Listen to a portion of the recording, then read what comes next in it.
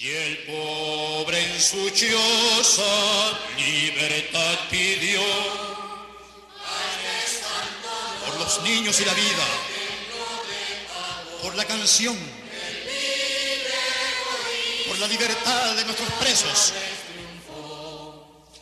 por el trabajo digno para nuestros hombres, por las escuelas para nuestros niños, bosques para los pájaros, agua para los venados, vida para la vida, dignidad para la patria. Gloria al bravo pueblo que yo.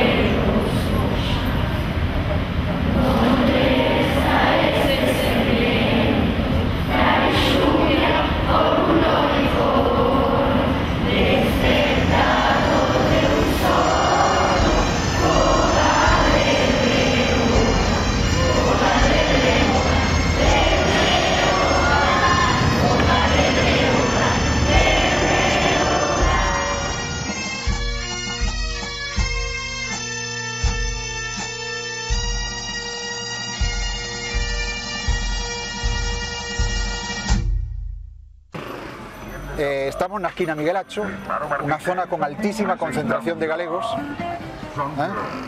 Moitos dos negocios aquí, estás vendo, por exemplo, o edificio La Oferta, ese é un negocio de galegos de telas, donde acabamos de almorzar ahora a Roda, que se chama, é outro negocio de galegos.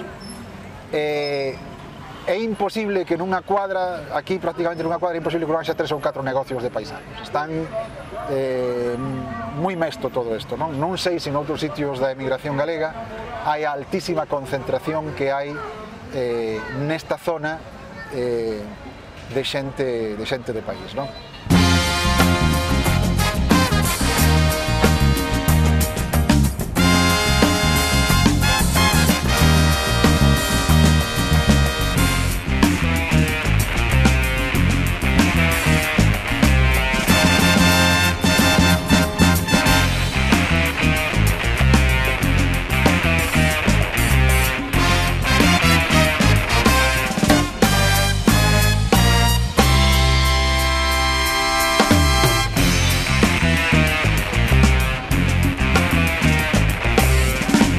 Qué pequeña eres Galicia, pero a todas partes chegas. Non hai corrucho no mundo sin galegos ou galegas. Nacemos mirando a sonda do teu mar, soñamos podelo atravesar.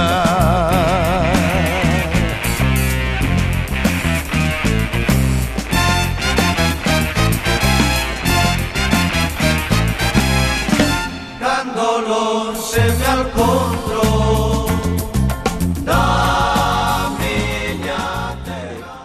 Por contar un pouquiño como foi os primeiros tempos da emigración galega en Venezuela, non? Na década dos 40 foi que empezou a chegar os primeiros non emigrantes, sino maioritariamente exiliados. O tema da guerra pois trae como consecuencia que persoas xa de idade avanzada vayan chegando a Venezuela. Rómulo Gallegos gaña as eleccións en 1948 e a través do goberno de Rómulo Gallegos comeza o que poderíamos chamar unha ponte de salvamento de moitísimos galegos que marchaban a través da embaixada venezolana en Lisboa cara a New York e de New York chegaban a Caracas. Un dos que saiu a través da embaixada venezolana en Lisboa con pasaporte venezolano foi precisamente Xosé Velo, ou tamén, por exemplo, o sobrinho de Castelao, Mariano Otero Castelao, e moitísimos outros que conseguiron a liberdade a través deste salvoconducto que significou este goberno progresista e democrático. Había un ambiente político e cultural onde xa tiñamos o traballo feito de moita xente anterior. Aquí nos grandes nombres da cultura non podemos esquecer a Magariños, non podemos esquecer a Paz e Mateos, xente que se fixo máis tarde como Juan Nuño, que foron xente que de moitos exilados, Manolo Gallegos, Óscar Noia, Emilio Faro, aquela xente que tiña o fermento político e que empezaron a organizar as súas células. Nos anos 40 chegaron os primeiros galegos frutos da Guerra Civil, entón fórmase no ano 45 o Lar Galego. O Lar Galego fúndase fundamentalmente en base a republicanos, comunistas, anarquistas, socialistas e nacionalistas, entre os cuales estaba Pepe Velo. Empezaron a chegar moitísimos galegos que estaban asilados, expatriados nas Illas Canarias, cumprindo condena de desterro, e chegaban como pateros en barcos que eles mesmos tripulaban.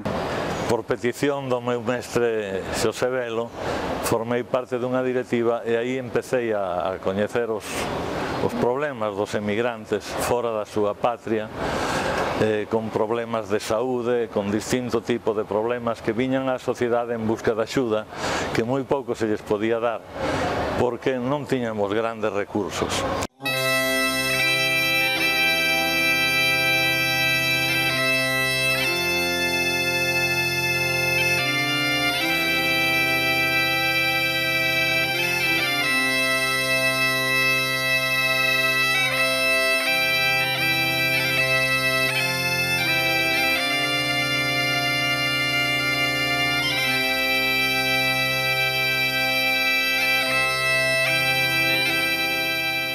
Hai un certo conflicto entre algún personaxe de orixen anarquista procedente da Coruña xunto con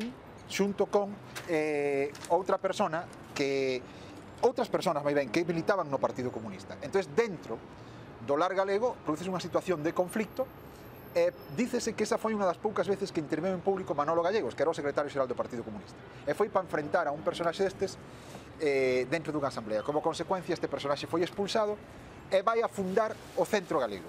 No Centro Galego volve a ter conflitos con outros galegos e, a su vez, é expulsado dai e tamén a cuestión deso fúndase a Casa de Galicia, co cual encontrámonos nos anos 50 con que a comunidade galega en Caracas está dividida en tres centros sociais: o Lar Galego, o Centro Galego e a Casa de Galicia. As nosas células de supervivencia que se estruturaban por afinidade originaria, por afinidade étnica, en primeiro termo, e en segundo termo por afinidade filosófica e política. Así naceron un par de institucións galegas, como a Casa Galicia, que agrupaba a xente de esquerda e nacionalista, e o Centro Gallego, onde se agrupaban máis ben a xente de dereita. E habíamos 3 sociedades galegas en Caracas tratando de cumplir todas a mesma finalidade, pero sin poderlo lograr a cabalidade. Hasta que en boa hora, e mediante en gran parte as xestións de Xosé Velo, fíxose unha comisión pro unidade das casas galegas e lograron ao final que estas se xuntaran.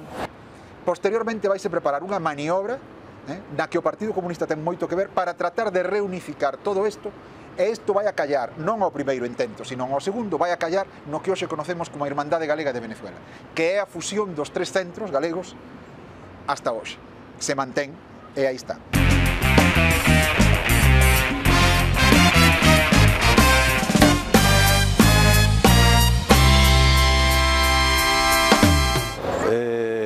Aí empezaron tamén, empezou o auxe desta sociedade, da Irmandade Galega, e tamén os problemas para pagar unha propiedade que non tiñamos os cartos suficientes.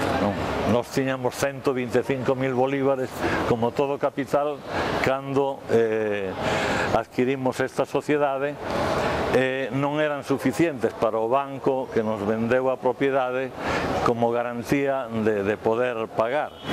Pero houbo moitos galegos, teño que decir, dos menos pudentes, non os ricos, que entonces se había algún, sino os donos de pequenos negocios puxeron estes negocios como garantía ante o banco de que se iban a cumplir os compromisos de pago.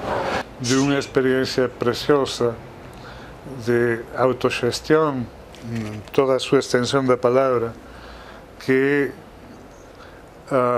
copiaba as formas comunais da nosa terra arredor da eira, os sorros, o moinho, o forno, que eran comunais, hai tanto que se conservou en Galicia, as fraternidades mariñeiras. O sea que traíamos unha cultura con nós que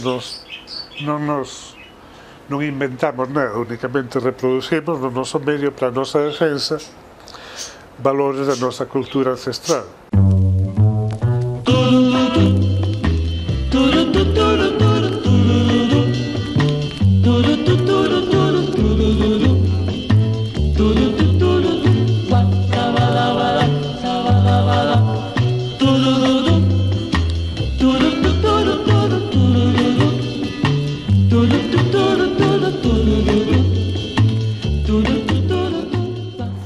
A segunda etapa de emigración a Venezuela prodúcese nos anos 50, non? Estaba nese tempo a dictadura de Pérez Jiménez en Venezuela, empeza a chegar xente que son xente máis ben moza, son xente nova, xente que xa habían tido a súa mocedade no franquismo, que habían nacido nos anos 30, a finales dos 20, en fin. Estas persoas chegan a Venezuela, algunhas delas con cierta conciencia política, pero a maioría delas sin conciencia política, non? A maioría deles incluso falando galego, pero non tendo a conciencia plena da galeguidade e tal vez con certo complexo. Entón chegamos xente de todos os orixes, xente do campo, xente das cidades, xente con aspiracións económicas, xente con carga ideolóxica, xente sin carga ideolóxica. Pero non éramos os primeiros que chegábamos. Como consecuencia inmediata da guerra, daquele gran éxodo que saliu para a Francia e que en segunda instancia tiñan que ir a México, moitos deles viñeron acá. A apertura da inmigración europea a Venezuela ten que ver tamén con fondas raigames de carácter social dentro da América Latina que sempre pensaron que o modelo de inmigración estadounidense era un modelo a seguir para eles para o desenvolvemento das súas sociedades. Eu cheguei a Venezuela cando tiña 16 anos. Son ou fun un emigrante privilexiado porque xa o meu pai, traballador da construción, xa levaba anos aquí en Venezuela. Pros nosos meniños agroman coitados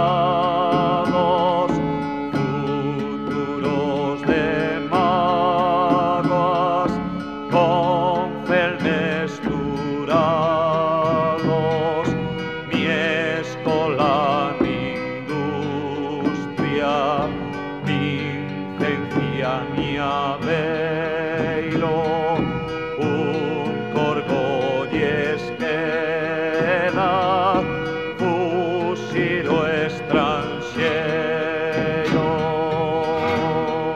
A Irmandade Galega, produto da fusión dos tres centros que se habían dividido do lar, a mediados dos anos 60 empeza unha confrontación política interna moi claramente, moi marcada. Unha confrontación dun lado a esquerda, republicana, comunista, socialista, galeguista, e doutro nacionalista, e do outro lado o franquismo puro e duro, non? A embaixada decide intervir na Irmandade Galega porque non podía permitir que a Irmandade estuvera en mans de xente que era contrario ao réxime de Franco. Nese momento constituyense as dúas candidaturas electorais que van a ser históricas para a Irmandade Galega. Constituyese a candidatura número 1, chamada Plancha 1, Galiza se chamaba nese tempo, hoxe conócese co nome de Agrupación Galaica, e constituyese tamén a Plancha 2, que pasa a chamarse Grupo Unión, e que vai a estar representada polos franquistas daquela. Hoxe, esa plancha está moi vinculada ao Partido Popular, e aqueles franquistas de ontes militan hoxe no Partido Popular. Veías que alrededor da Agrupación Galaica, que vos acabo de dar un folletiño que di o que era, organizada alrededor dos valores nacionalistas, particularmente do que existía como referencia, que era o ideario de Castelao, de Bóveda, de Risco e ainda dos que vivían naquele tempo, como Otero Pedraio, que se comunicaba moito con nós, e tiñamos a facultad, cando éramos goberno, de invitarlos a que nos viñeran a dar conferencias, e mantiñámonos moi vivos. E de Rosalía si eu coñecía, aínda que non entendía moi ben os versos, que estaban na parede do xardín de San Carlos. Pero de Curros Enrique non sabía nada. Empezo a ler poemas de Curros. A miña morriña, que era grande, eu pasei moitos anos aquí cunha añoranza tremenda de volver para Galicia. Empezo a ler poemas de Curros e de Rosalía. Entroume unha xenreira porque a min se me había negado esa parte da miña cultura. Viñen a coñecer a Castelao tamén gracias a velo. No ano 51, el dá unha conferencia no Lar Galego. Eu vin que había unha conferencia sobre Castelao. Eu pensaba que era, como estaba escrito en galego, pensaba que se referían a Castelar, ao famoso orador republicano. Pero non, despois enterome de que non era Castelar, sino Castelao. Escoitolle decir a Pepe Velo con estas palabras, con estas frases, estas verbas: o galego máis importante que pariu nai. Dicen, mire profesor, usted dixo algo así ou entendín mal, o galego máis grande que pariu. Dice, exactamente, díxeno e reafirmo, pero digo, superior a Rosalía, superior a Curros, e di noutro xeito. Castelao foi o galego máis grande que naceu en Galicia. Pero eu non sabía nada del, non porque está proscrito en España, pero se tes amigos en Bos Aires, ali teñen os libros, todo o que el escribiu ou dibuixou, pódelo conseguir en Bos Aires. E, efectivamente, conseguín, fíxeme lóxicamente un gran admirador de Castelao, e casi un experto en cultura galega, porque, repito, todo canto chegaba a min en galego, pois mira, para min era maravilloso.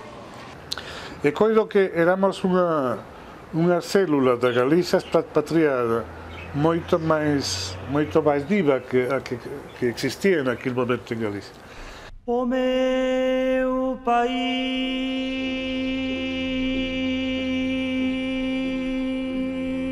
é verde, neboento e saudoso e antergo, é unha xente e un char. O meu país,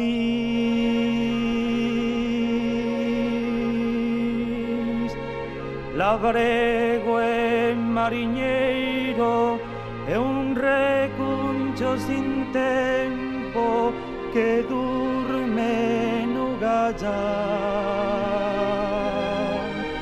que quece na lareira e aló nas carballeiras bota rir e unha folla no vento, alento e desalento o meu país. En Venezuela, desde os primeiros tempos en que chegaron emigrantes, o nacionalismo fíxose presente. Podemos distinguir 4 etapas, diría eu. A primeira delas está moi vinculada a Pepe Belo.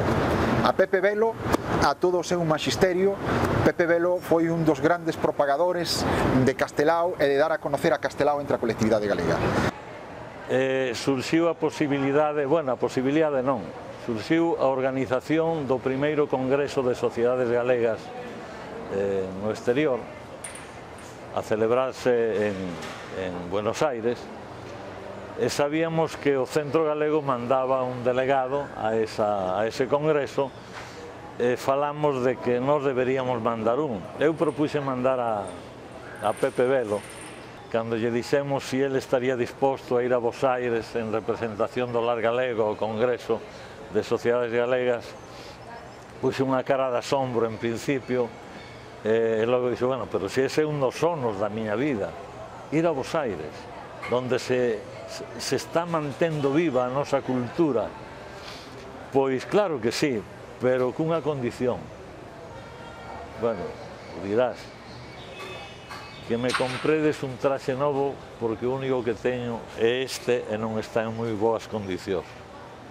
Así estaba Belo nunha situación económica bastante apretada, pero foi un acerto mandalo ao Congreso de Buenos Aires, porque foi, según as crónicas do Congreso, foi a revelación do Congreso en Buenos Aires, non?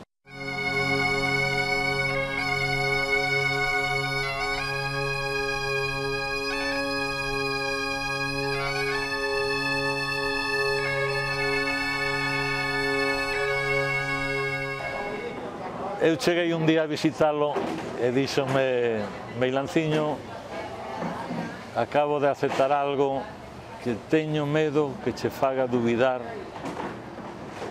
dos meus principios. E digo, bueno, dígame de que se trata. Bueno, se trata de que hai un internado aquí, levado por unhas monxas, e a directora veume a pedir se eu lles podía dar clase ás nenas, unha clase de 1 hora cada día. Díxenlles que non, que eu tiña moito traballo aquí, pero cando me ofreceu 900 bolívares, era moita cantidad entonces, non? Que xa me pagan o alquiler, porque el tiña vivienda e colexo na mesma casa, non? Xa me permiten pagar o alquiler, oye, aceptei. Eu non quixera que tú dubidaras das miñas conviccións, porque eu dixenche que non quería ter nada que ver con institucións religiosas, non? Pero a necesidade oblígame a aceptar isto. E aceptei.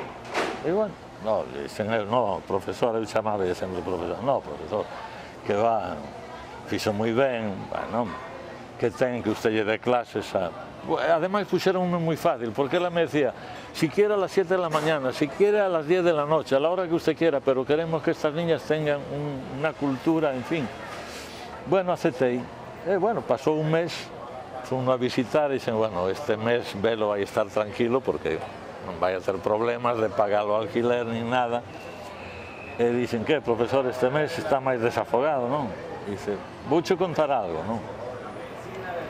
Tú sabes como son eu, que a min me gustou sempre saber dos meus alumnos os pormenores, non? Como vivían, que familia tiñan, en fin. E empecé a interrogar as nenas do colexio. E vouche decir algo, mira. Estas nenas fuxiron da casa por malos tratos, fuxiron da casa por intentos de violacións a veces do home, das súas nais. Estas nenas, se non hubieran sido acollidas aquí, posiblemente estarían adicadas á prostitución. Estas monxas enséñanlles a coser, a cociñar, a bordar, a gañar a vida honestamente. Pero o mellor de todo é que as tratan cun agarimo tan grande que elas non sentiron nunca na súa vida. Meilanciño, eu non tuve en corazón para cobrarlles. Pepe Velo foi un auténtico mestre para a comunidade galega de Venezuela.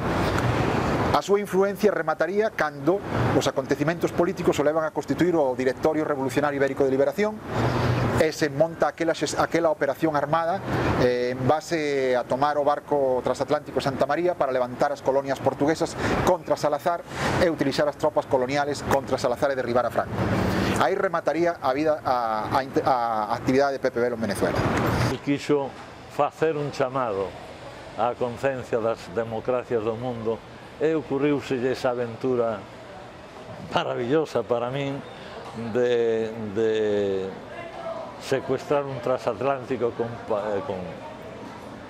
un pasaxe que era na maioría galego e portugués, o Santa María.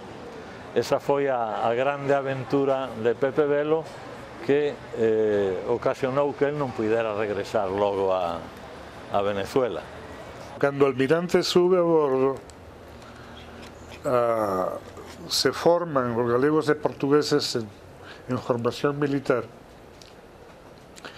e lle pitan o subiote o almirante que sube e naturalmente lle rinden honores militares e logo cando o almirante toma posesión do barco lle rinde honores militares a esa forza de libertarios insurgentes, o sea, non nos considera como o señor Bush hoxe terroristas, sino unha forza beligerante contra estados enemigos dos que eles son parte, son loitadores. Fálase de Velo como se a única cousa importante que fixera fora o secuestro do Santa María, pero pódese falar durante horas de Pepe Velo sin mencionar para nada ese feito do secuestro do Santa María. Aquelo que eu ben quería, libertad nunca voltou, cuberto de noite vou pola longa lonxanía. O vento lurpio non cesa de ouvear sobre o meu povo, como non lle temo lobo, vou camiñando sin presa.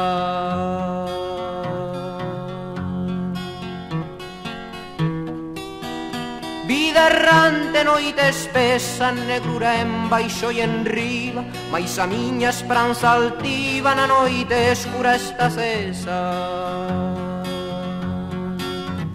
Aquelo que eu prefería, revolución canto tarda, mais o meu anseio agarda unha luz que anuncia o día, mais o meu anseio agarda unha luz que anuncia o día.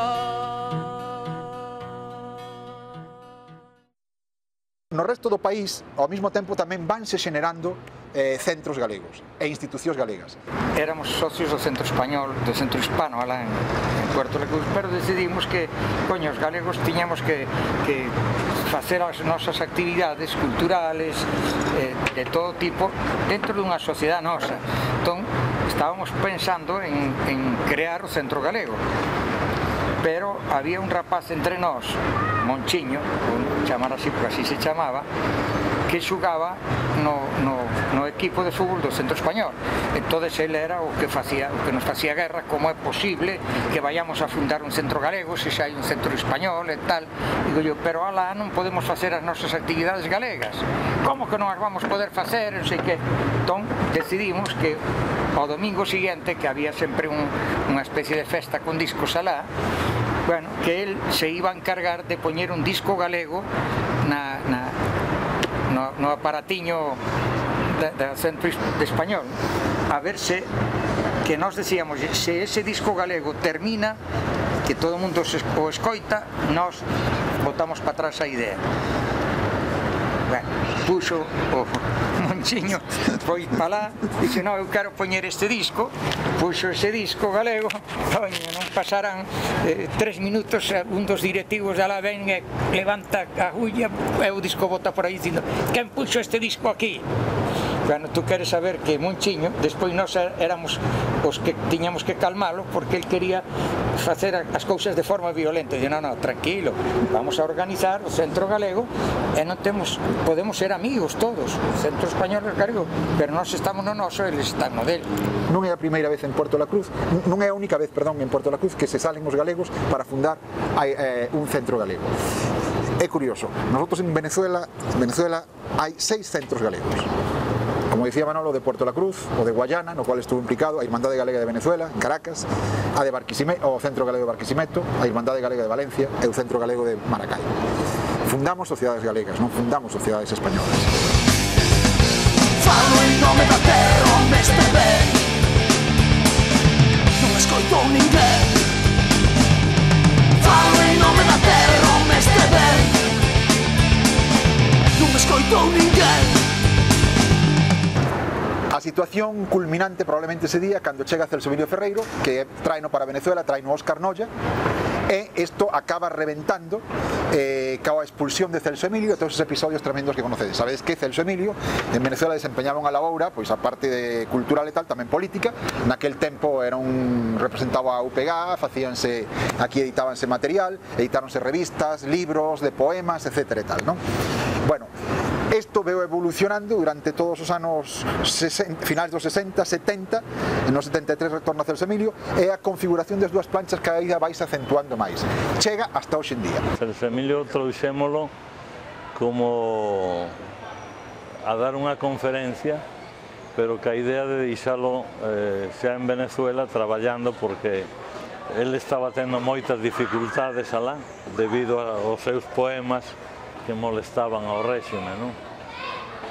Entón, por petición de Juan Nolla, o seu fillo Óscar, que era secretario de Cultura da Irmandade Galega, decidiu traelo para dar unhas conferencias aquí na Irmandade e despois deixalo xa como secretario de Cultura adxunto para impartir cultura galega aquí na sociedade. Vaise conformando un grupo en torno a él, no cual estaba moitísima xente, como era o caso, por citar, o hoxe ministro de Cultura de Venezuela, Farruco VI.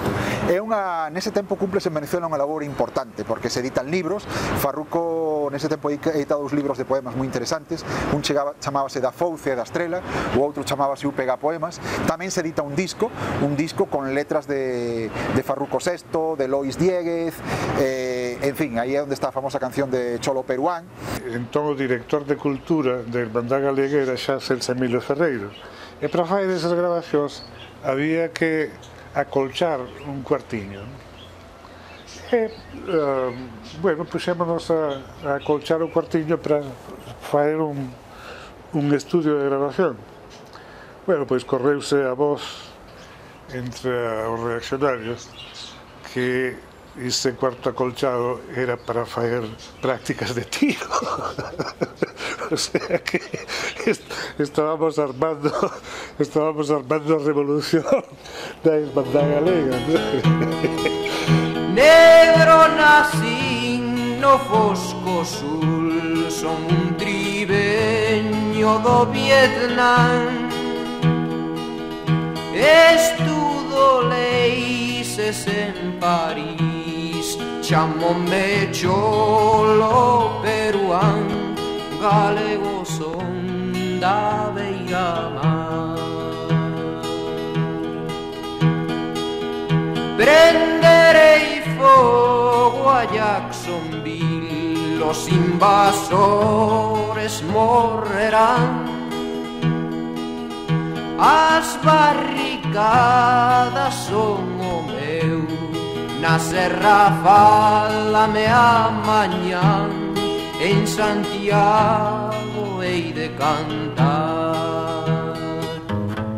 En todas partes, na primavera os arbres chense de flor. Haberá un día que o tempo novo encha de flores o meu cor. No ano 83, en febreiro, produces o Venres Negro. É a quiebra de todo o sistema económico. E aí frenas a chegada de migrantes. Bueno, pois nese lapso, entre o ano 75 e o ano 82, chega un montón de xente pois de diversas edades, non? Desde 16, 17, 18, 20 e pico de anos. Nese grupo é no que chego eu a Venezuela. Eses emigrantes que chegamos entre o ano 75 e o ano 82 fomos os que trouxemos as ideas do nacionalismo, digamos, daquel momento, que estaba condensado na NPG. Empeñámonos en poñer en marcha ese proxecto en Venezuela. Para eso desenrolamos unha asociación que se chamaba NOGA, Nova Galiza, era o ano 79, poñemos en marcha un boletín semanal que se chamaba Xerme, do cual se chegaron a facer 54 exemplares, foi publicado durante 4 anos, tuvo incluso unha sección infantil, e incluso chegou a haber durante algún tempo a publicación no boletín normal de varios temas infantiles, ¿no?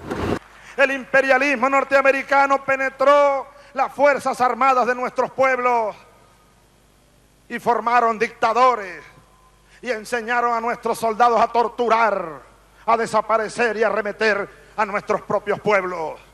Muchas veces en el siglo XX, muchas veces, las más de las veces, casi todos los ejércitos de nuestros pueblos actuaron como ejércitos de ocupación en nuestros propios territorios. Yo pertenezco al ejército venezolano que retomó las banderas de Bolívar y se unió al pueblo para hacer una revolución.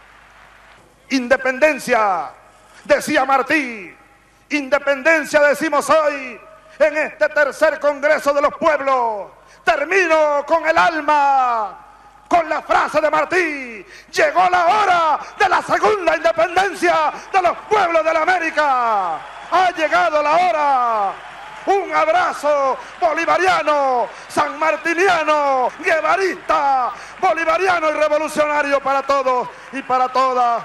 Muchas gracias Maradona, muchas gracias Bonazo, muchas gracias Bonafini, muchas gracias a todos, muchas gracias a todas por este acto maravilloso. Y yo me voy a la otra cumbre a llevar el alma de ustedes y la palabra de ustedes, de los pueblos, hasta la muerte, hasta la victoria siempre. Patria o muerte, venceremos. ¡Viva el Che Guevara, carajo! Me integrei demasiado a este país con un forte cariño hacia a xente que sufría e critiquei sempre, incluso no que eu pude escribir en artículos para a prensa, critiquei sempre a forma de gobernar de uns gobiernos que se dedicaban a apoiar únicamente aqueles grandes terratenientes.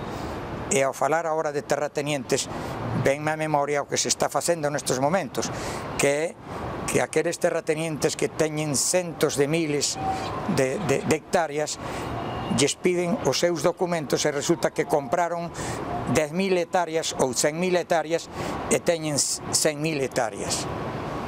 O sea que teñen multiplicado. Por qué? Porque eso lle roubaron a nación. E cando agora o goberno lle dice: no, ustedes compraron 100.000 hectáreas e non poden ter 10 veces máis. Entón, eso é do Estado e hai que devolvelo. Entón, aquí ven a laraca das grandes televisoras que están a propiedade privada, que están meténdose coa propiedade privada. Non hai propiedade privada, hai unha xente que foi ladrón, que roubou terreno ao país, e agora o goberno que deberon facer os gobernos anteriores exixe que lle devolvan ao país. O máis importante son ver que rapaces que non tiñan escola, que ancianos, a mí me tocou ter nos brazos ancianas que regresaban de Cuba coa Operación Milagro, que levaban 30 anos sin ver, porque tiñan unhas cataratas e aquí non había quen lle fixera unha operación. Entonces foron alá, fixeron a operación de cataratas e regresaron vendo o paisaxe, a paisaxe do país e a xente. Os galegos que viñeron aquí a traballar se esforzan moito, traballan honestamente, pero tamén a loita de clases está no medio de nós.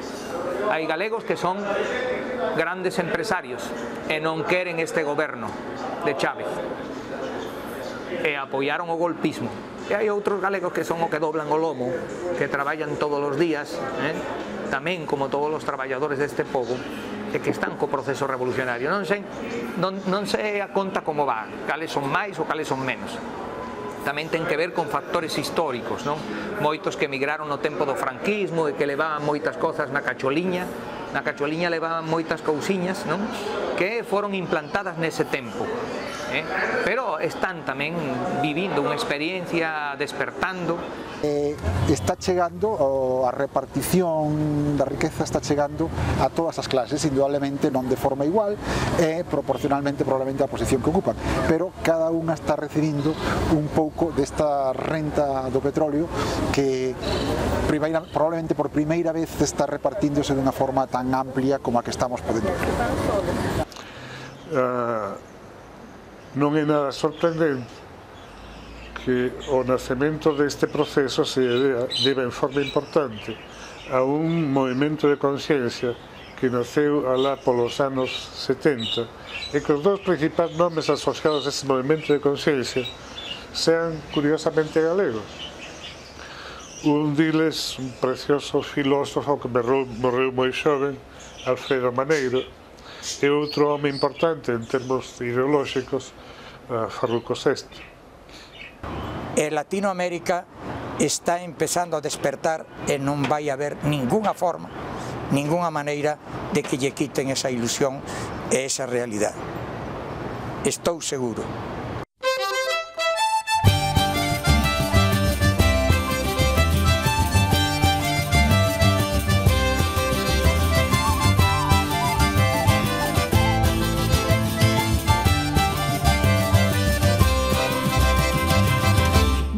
Profundo da serra, polo ar un vento ben, un vento dun pensamento que le volta non me c'è. Se mortal do mar que pare, morte che io poi da conter, corre libre pola xente, le volta non me c'è. Un vento como una estrella, como a pote de pé, como a pote piena que le volta non me c'è. Un vento cheio de ganas de queimar e revolver, un vento de lua nova que le volta non me c'è.